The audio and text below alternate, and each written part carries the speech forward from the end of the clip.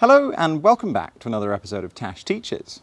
I'm Tash, and today I want to show you a couple of cool things you can do with the Timeshift device to humanize audio files while still keeping them on the grid. So without further ado, let's jump right in. I've got 4 claps on top of each other here, and everything is totally on the grid. You know, we couldn't be any more on the grid. Let's have a quick listen to how it sounds.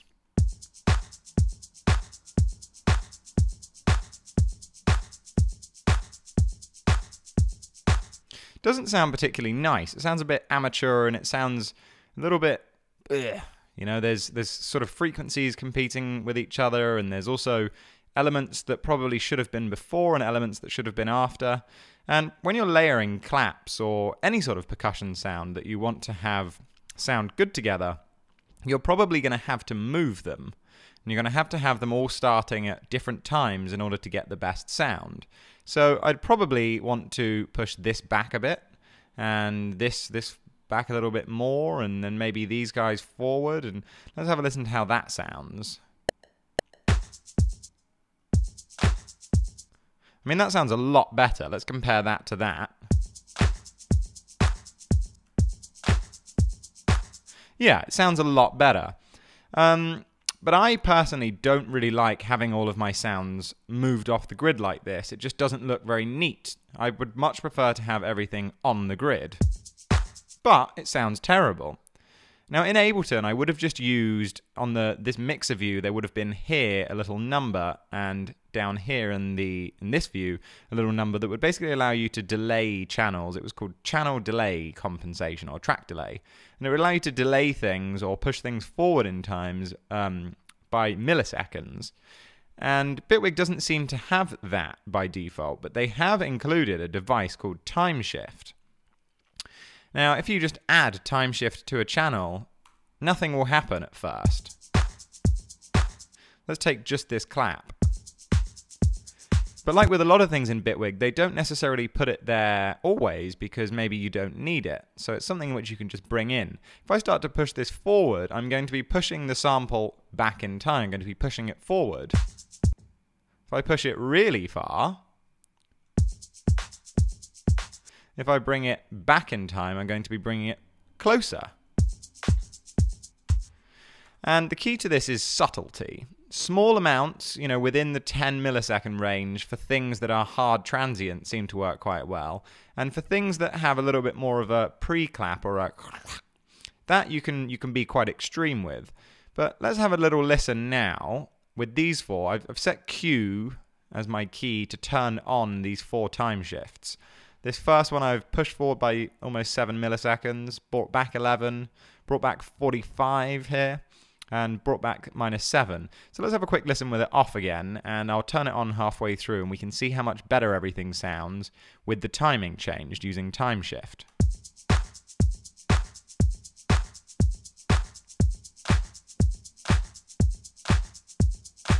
You can see that everything becomes a bit quieter as well. Not necessarily quieter in a bad way, but a lot of that seems to disappear, and there's no mixing happening here. There's nothing changing other than just where the samples are starting.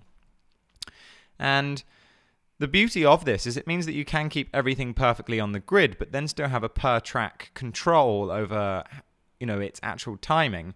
If I were to bounce this down to audio, you'll see quite how much we've had to push these sounds for them to sound good. So I would have had to bring this all the way back here. This one I would have had to bring there. That one actually went forward in time. And this one came back in time a little bit as well. And if I remove these again, it's just not that visually pleasing, at least to my eyes, to have my sounds just wonky like that. So anyway, let's go back one more time.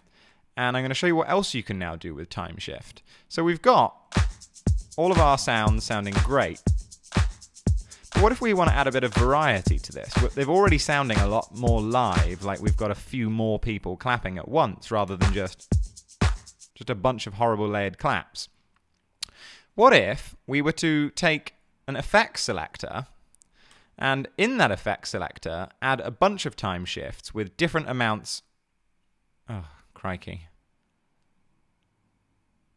Yeah, what if we were to take all of these different time shifters with different amounts of timing, really just thrown in randomly, and apply a random modulator to it that on half notes, i.e. as the clap are happening, would then change to a different timing.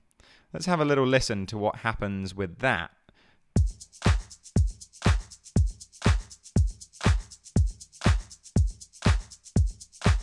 Now it's only subtle, because the actual changes here are only a couple of milliseconds. But if I were to turn that off, and turn off all the other claps, let's listen again, without anything. And now with it all,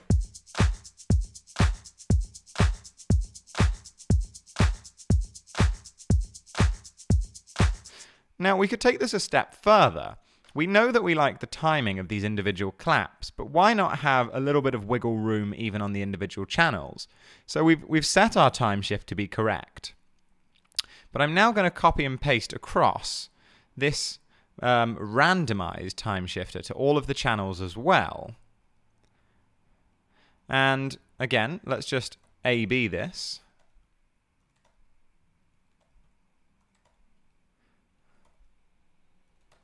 Let's first bounce the audio without it. And now let's bounce the audio. Oh, actually, no, I've had it on. Okay, so let's listen again without.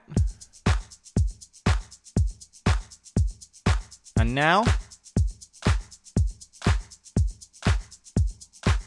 And you can see that every single one of these channels has been pushed to the appropriate level, but then each time it plays, it will be pushed back and forth by a maximum of about 7 milliseconds. And each one of these will then be pushed back and forth by that time, but also on a different ratio. And then the entirety of the clap will be pushed back and forth as well. So you're getting a lot of really nice timing variations here that if you're trying to make something sound a bit more live and organic and you're using audio samples, of course this would work with MIDI as well. But I think this is a really nice way of adding a bit of humanization to audio samples while still being able to keep them on the grid. And again, if we just if we bounce out the audio without any effect, and then we bounce out the audio with the effect, let's compare what it looks like. Now look at that.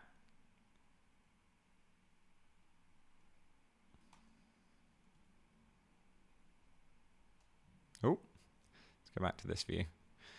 You can see that that's really added a lovely amount of humanization to the sound.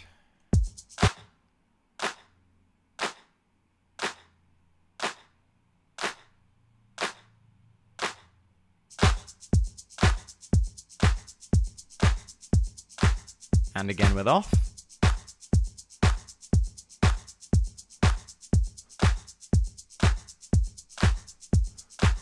Anyways, I hope this has been helpful, and the sky is your limit with what you use this on. Any sort of layered sound, or even on bass sounds, or any kind of thing that you want to add a little bit of timing variation to without having to move them manually, or without having to use the inbuilt groove, or also having to commit as well. If you were to take MIDI notes and you were to,